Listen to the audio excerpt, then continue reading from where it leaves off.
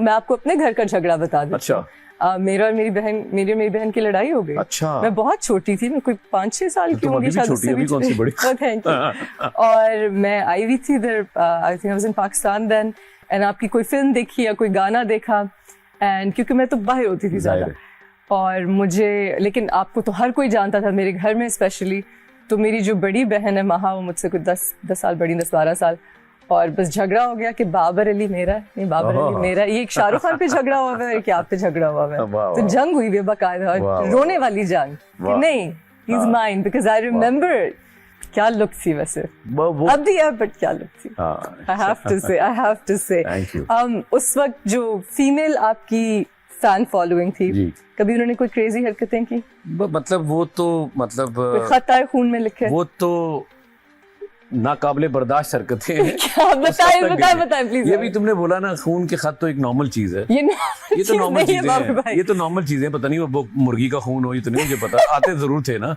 हर दिन, अब खून के सभी खूनों नहरें बह गई हैं, सभी के आ रहे होते थे, लेकिन ये तो एक नॉर्मल चीज है। जो हद से तजावज थी ना कि बस अब तुम ही हो, तुमसे शादी, वो जरा कंट्रोल करना मुश्किल हो जाता। घर पहुंच जाते थे? घर भी पहुंचे। मैं ना क्वेटा में एक शूट कर रहा था, अजब गुल साहब का फिल्म थी वो, खोयो तुम कहाँ, तो वहाँ भी एक वाकया पेश है। मैं उसको ज्यादा नहीं बता सकता, सेंसर करना पड़ेगा। मैं वो इसकी जो हाईलाइट्स है बताता हूँ कि रात 10:30 बजे दरवाजा अगर नॉक किया जाए और दरवाजे पे खड़ा हो के हमने तुमसे शादी करनी है और इस तरह का ले जाओ, फिर आप क्या करेंगे? फिर आप फोन करता हूँ मैं, सेंसर करके बात जी मैंने कहा नहीं जी, मैंने सेंसर नहीं, बाकायदा नॉक हुआ। फिर मैं वहां पे सिक्योरिटी आ गई, वो जो खातून आई हुई थी वो बाकायदा अपनी पूरी जाहो जलाल से आई हुई थी, और मतलब उनके साथ गार्ड्स थे। उस दौर की बात कर रहा हूँ मैं, पुरानी। अच्छा, वो कोई सीन था उनका? वो मतलब वो कह रही थी कि बस तुम ही हो। मैंने फिर जब नीचे लॉबी में गया, एक मशहूर जगह थी जहाँ स्टे करते थे हम लोग, मैं जब लॉबी में गया तो मैंने बकायदा जब ये बोला तो वो चीखे मारे। मैंने कहा बहन मेरी बात सुने। बेचारी वो इतनी दूर आपके पास गई। उसके बाद जो रिएक्शन था बड़ा खतरनाक था। ओहो, उसके बाद तो बकायदा कुछ चीखें थी और बातें थी।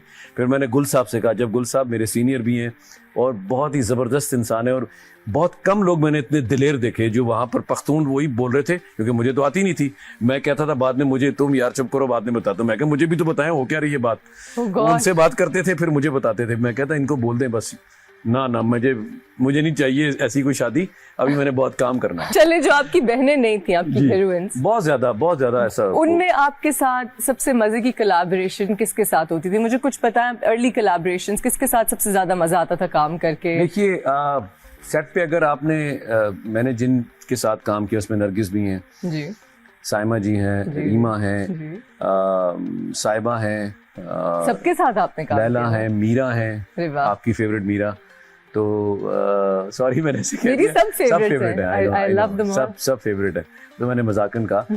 तो ये सब ही अपनी जगह एक नाम रखती हैं और सब ने अपना अपना हिस्सा डाला है जी। ऐसा नहीं है बॉक्स ऑफिस पे किसी एक की फिल्म ने कोई बिजनेस, सबकी फिल्मों ने बेतहाशा, सना ने भी सबके बड़े जबरदस्त बॉक्स ऑफिस पे बिजनेस किया फिल्म्स ने।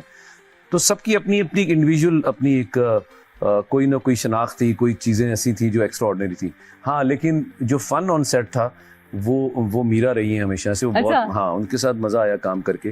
वो अनप्रेडिक्टेबल है, कुछ भी ऐसा कैमरा ऑन होता है तो वो इतनी खतरनाक काम कर जाती है उनके सामने। मैं आपको सच कह रहा हूँ, और बहुत अच्छा काम किया एब्सोल्युटली, उन्होंने बहुत अच्छा। और डायरेक्टर्स में से किसके साथ मजा आया? सैयद नूर साहब, ऑलवेज सैयद नूर साहब, और मरहुमा मैडम शमीम आरा साहिबा, उनके साथ मेरा बहुत अच्छा रहा सिलसिला। फिर सैयद नूर साहब हैं, बाकी सारे डायरेक्टर्स मेरे लिए काबिल एहतराम है। और सैयद नूर साहब ने आपको इंट्रोड्यूस भी किया था। ओके, अब मुझे बताएं कि एक्टिंग जब आप करते थे 80s और 90s में, वो एक अलग आर्ट फॉर्म मानी जाती थी। जैसे कि तब रिहर्सल्स होती थी, तब कॉस्ट्यूम्स होते थे, बहुत कुछ होता था।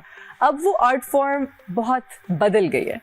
तो आपके लिए एक्टिंग तब और अब क्या मायने रखती है? आपने अभी कहा कि आपका अब भी वही जुनून है, लेकिन जो परफॉर्मेंस बेस्ड एक्टिंग होती थी, जैसे गाने हो गए, म्यूजिकल्स हो गए, थोड़ी लाउडर एक्टिंग, वो अलग थी। आप ज्यादा क्या एंजॉय करते थे? देखो उष्णा, डिपेंड करता है कि आपको क्या एटमॉस्फेयर दिया जाता है। जो स्क्रिप्ट जब आता है तो मैं उस स्क्रिप्ट को देखता हूँ, उसकी रूह को देखता हूँ कि वो क्या डिमांड कर रहा है। बिला वजह का मैं अगर कोई सीन मुझे लाउड नहीं बोलना तो मैं उसको लाउड नहीं कर रहा होता।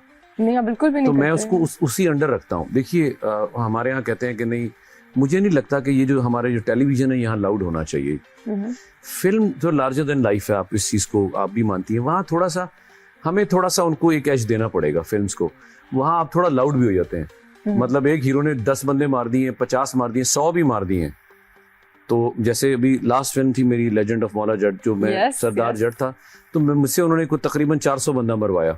तो ठीक है, वो फिल्म है, वहां तक चलता है। यही ड्रामे में तो एक बंदा मैं काबू कर लूं बड़ी मुश्किल से, तो वहां डिपेंड करता है कि स्क्रिप्ट और वो डिमांड, वो आपके वार्डरोब, वो आपका गेटअप जो उस वक्त आपने किया हुआ है, आधा तो वो इंसाफ कर रहा था, बाकी आपकी परफॉर्मेंस है जो आपने करनी है। हाँ, अगर आप उसमें पूरा नहीं उतरे तो आप कहीं ना कहीं आप तो ट्रोलिंग भी हो रही थी, सॉरी टू से, या आपकी कहीं मीम बन रही होती है, उससे बड़ा बचना चाहिए। शुक्र आप इस मीम वाले जमाने से फिल्म के एरा में बच गए। अल्हम्दुलिल्लाह, बड़ी बड़ी बड़ी करम नवाजी है। और पता नहीं क्या क्या बनता उसने, पता नहीं क्या अब इतना कुछ बचा।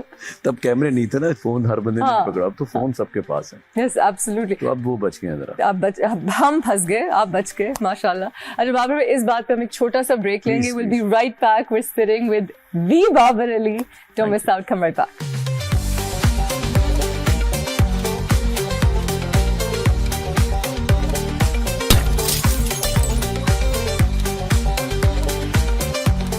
बाबर भाई, जब आपने अपना करियर शुरू किया तो आप बहुत यंग थे, लाइक 17.5। तो that's a very young age to come into stardom. एकदम से इतना सारा स्टारडम आ गया पहली फिल्म से। उसने आपकी ज़िंदगी को कैसे इम्पैक्ट किया? बिकॉज वो जो टीन ईयर्स और फिर वो यंग एडल्टहुड और फिर वो अर्ली 20s, वो जो एक्सपीरियंसेस एक आम इंसान के होते हैं वो आपके नहीं हो। एकदम से बहुत पैसे और फेम और फॉर्चून आ गया, तो उससे आपकी साइकी, आपकी ज़िंदगी कैसे बदली?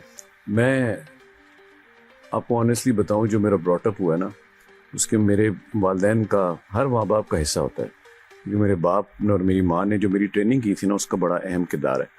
मैं शुरू से बुजुर्ग रूह था, तो मैं जिम्मेदारियों को समझने वाला था।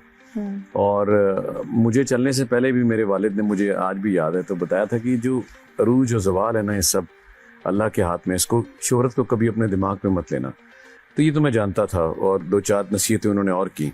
आज है तो कल नहीं है बेटा, तो अपनी उसी औकात में इंसान को, जो जा रहे हो, जो 500 रुपया मेरे जेब में उन्होंने दिया था वही था मेरे पास, और मैं वहाँ गया था। मेरे अपने मामू के पास गया था, मेरे मामू का घर था लाहौर में, मैं उन्हीं के पास ठहरा था। ज़ाहिर है वो 500 रुपया तो लगा भी नहीं मेरा, तो खाना पीना वहीं से होता था, और फिर अल्लाह ने मुझे अता करना शुरू कर दिया।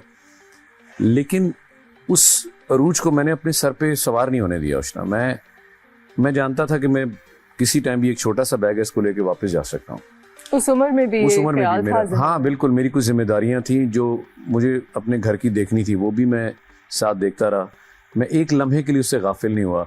शोहरत पे शोहरत मिलती गई, मैं उतना ही डाउन टू अर्थ होता गया। मैं कभी उस चीज़ को अपने रास्ते में, मैं कभी अपने आप को स्टार लिया नहीं। आज भी आप यकीन करें, मेरे बच्चे, हम जब कभी बैठते हैं ना, अब तो बच्चे अपने अपने फ़ोनों पे होते हैं, अब दुनिया बिल्कुल चेंज हो गई है, तो मैं अक्सर कहता हूँ अगर बैठना है तो फ़ोन कोई नहीं पकड़ेगा। अच्छा। तो हाँ, बड़ी मुश्किल से फ़ोन थोड़ी देर के लिए अलग होते हैं, बड़ी मुश्किल से। तो मेरे बच्चे कहते हैं आप क्यों आ गए हैं, आपकी तो ये फील्ड ही नहीं है, आप तो कोई और क्या कर क्या रहे हैं, ना आप इंस्टा पे हैं, ना फेसबुक, ना आप कोई चीज़ ही संभाल नहीं करते, तो आप क्या कर रहे हैं बाबा, क्या करते हैं? तो मैं कहता हूँ मैं जैसा हूँ भाई, मैं अपने आप को चेंज नहीं कर सकता। एक्टिंग में आपने कुछ अनलर्न किया? क्योंकि एक्टिंग स्टाइल, जैसे कि आपने कहा, फिल्म लाउड होती है, जी जी जी, ये थोड़ा सटल मीडियम है, तो वो आपने अपने अंदर चेंज कैसे आप लाए? कैसे? मैं फिल्म एक्टर होने के बावजूद फिल्म के सेट पर फिल्म एक्टर नहीं बना। अच्छा। तो मैं टेलीविजन में आके खुद को कैसे, मैं कभी